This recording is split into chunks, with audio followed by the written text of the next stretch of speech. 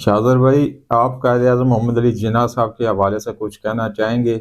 ان کے حوالے سے کچھ الفاظ۔ اعوذ باللہ من الشیطان الرجیم، بسم اللہ الرحمن الرحیم۔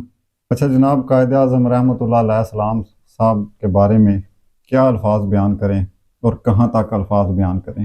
جتنی بھی تعریف کریں ایسا ہی لگتا ہے جیسے وہ بہت کم ہے، جی جی کیونکہ پاکستان، اسلامی جمہوریہ پاکستان جیسی جو نعمت قائد اعظم رحمۃ اللہ علیہ السلام کی جدوجہد کی وجہ سے ہمیں ملی ہے، اس کے حوالے سے اللہ تعالیٰ کا جتنا شکریہ ادا کریں، جتنا اللہ تعالیٰ کا شکر ادا کریں وہ کم ہے۔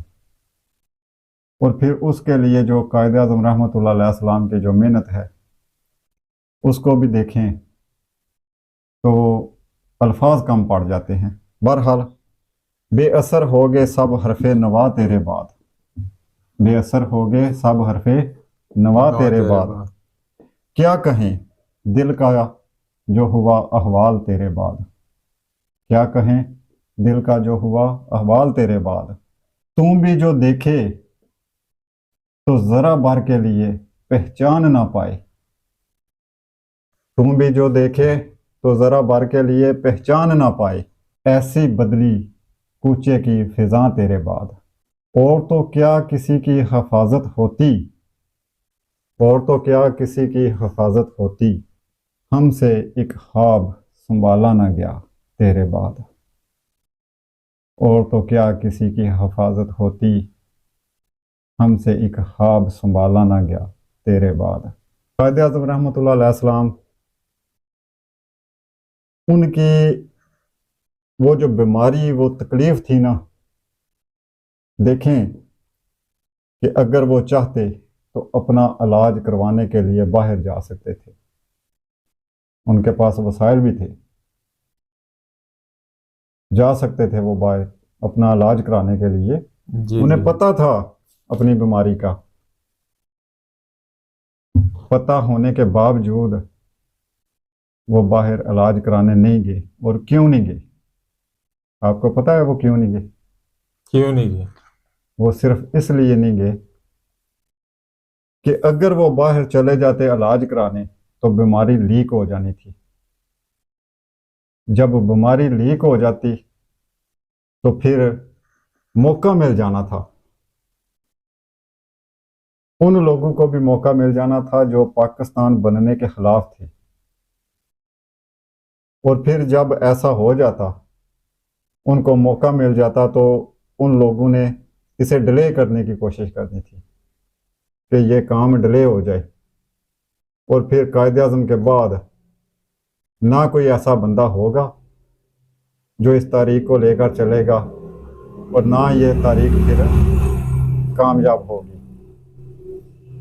تو قائد اعظم نے پاکستان کے لیے، اپنی قوم کے لیے اپنی بیماری جو ہے اس کو چھپا لیا اور شہادت کا رتبہ حاصل کر لیا۔ قائد اعظم رحمۃ اللہ علیہ السلام کو اسی لیے شہید کہا جاتا ہے، انہوں نے اپنی زندگی کی پرواہ نہ کی کرتے ہوئے اپنی قوم کا سوچا، اور اپنی قوم کے لیے، اس وطن عزیز کے لیے جس میں آج ہم بیٹھے ہیں، اس کے لیے قائد اعظم رحمۃ اللہ علیہ السلام نے اتنی بڑی قربانی دی ہے۔ اور ہم کیا ہیں؟ ہم تو پھر یہی ہیں کہ ہم یہی کہہ سکتے ہیں قائد اعظم رحمۃ اللہ علیہ السلام کو بھی کہ تم بھی اگر دیکھے تو ذرا بھر کے لیے پہچان نہ پائے، تم بھی اگر دیکھے تو ذرا بھر کے لیے پہچان نہ پائے، ایسی بدلی کوچے کی فضا تیرے بعد۔ اس سے زیادہ پھر ہم اور کیا الفاظ بیان کر سکتے ہیں؟ جی بالکل ٹھیک ہے۔ کل حامد میر صاحب سے ایک پروگرام میں عمران خان کی مشکلات کے حوالے سے سوال کیا گیا، تو حامد میر صاحب نے کہا کہ یہ مکافات عمل ہے۔ اچھا، میرے خیال کے مطابق یہ غلط بات ہے، نہیں کہنا چاہیے ایسے۔ جی جی شاید مکافات عمل بھی ہو، لیکن اس کا ہمیں نہیں پتہ، ہم نہیں جانتے، یہ اللہ بہتر جانتا ہے۔ جی جی اور حامد میر صاحب جیسے جو بڑے صحافی ہیں، بڑے سمجھدار ہیں ماشاءاللہ، ایسے بندے کو ایسے الفاظ نہیں بولنے چاہیے۔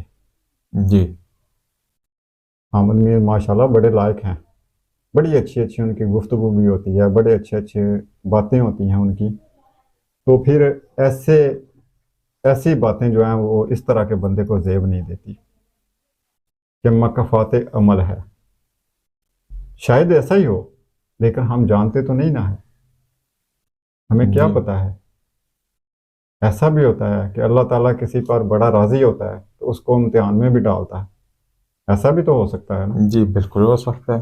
اور یہ بھی ہو سکتا ہے کہ واقعی مکافات عمل ہو۔ اچھا، یہ مکافات عمل جو حامد میر صاحب نے کہا نا، یہ پتہ کیوں کہا ہے؟ جی کہ ان سے جب سوال ہوا chairman P T I Imran Khan صاحب جو کہ اس وقت جیل میں ہیں، جی جی کیا ان کی جیل میں کوئی مشکلات کم ہو سکتی ہے؟ کوئی چانس ہیں مشکلات میں کوئی کمی کے کوئی چانس ہیں؟ تو پھر حامد میر صاحب نے کہا تھا، یہ جواب دیا تھا کہ یہ مکافات عمل ہے۔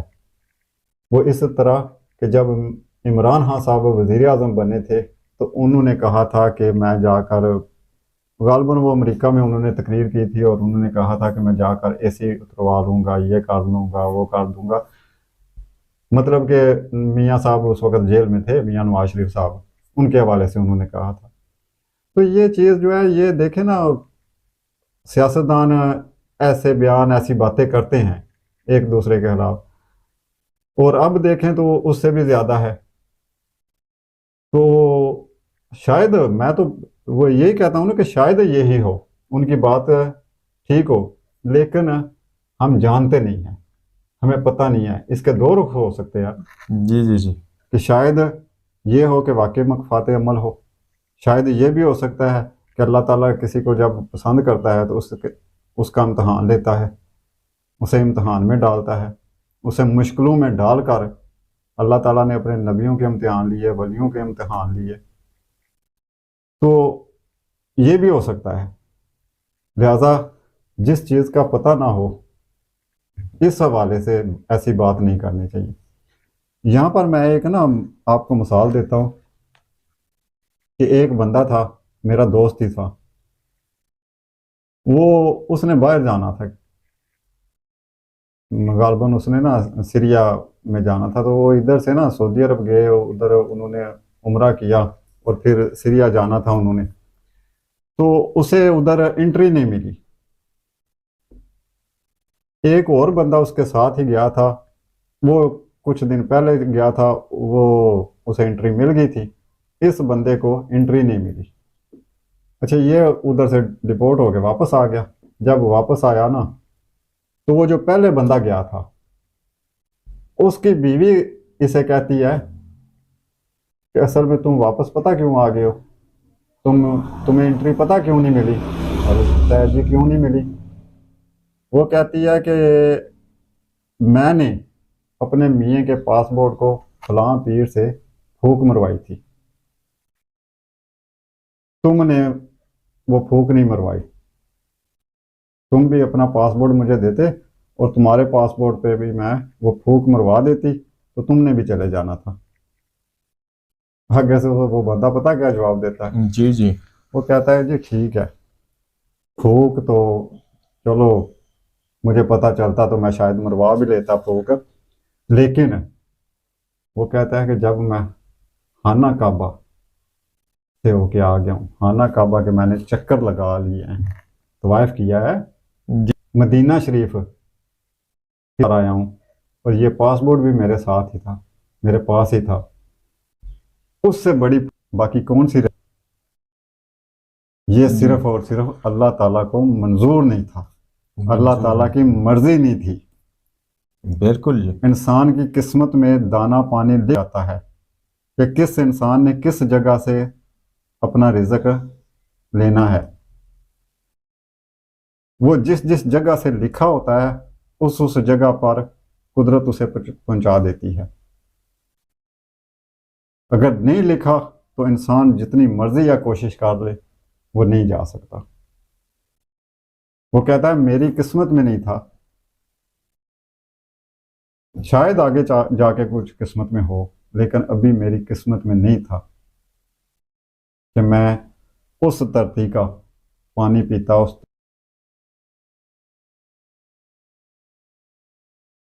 اس کے ساتھ ہی جناب بجلی بھی بند ہو گیا ہے، اس کے ساتھ ہی جناب اجازت چاہتے ہیں، بجلی بند ہو گیا ہے۔ جی تو گزارش یہ ہے کہ آپ لوگوں کی رائے کیا ہے، آپ لوگ کیا سوچتے ہیں؟ قائد اعظم رحمۃ اللہ علیہ السلام کے بارے میں عمران بھائی نے سوال پوچھا ہے، اس حوالے سے ہمارے پاس جو تھا، جتنا تھا ہم نے بیان کر دیا ہے۔ لیکن اچھا، اب سوچنا یہ ہے کہ جیسا کہ یہ سارا شعر بھی میں نے بولا ہے کہ اب کیا ہم سوچ سکتے ہیں کہ کون ایسا بندہ ہوگا جو قائد اعظم رحمۃ اللہ علیہ السلام کے مشن کو، قائد اعظم رحمۃ اللہ علیہ السلام کے دیے ہوئے اس تحفے کو، اللہ تعالیٰ کی جو نعمت ہے ہمارے پاس پاکستان، اسلامی جمہوریہ پاکستان، اس کو ترقیوں پر لے جانے کے لیے کون کردار ادا کر سکتا ہے؟ موجودہ دور میں، موجودہ حالات میں اس وقت موجود ہیں جناب میاں محمد نواز شریف صاحب، جناب آصف زرداری صاحب، بلاول بھٹو صاحب، میاں محمد شہباز شریف صاحب، عمران خان صاحب، مولانا فضل الرحمان صاحب، جہانگیر ترین صاحب، مطلب کہ یہ سارے سیاستدان موجود ہیں۔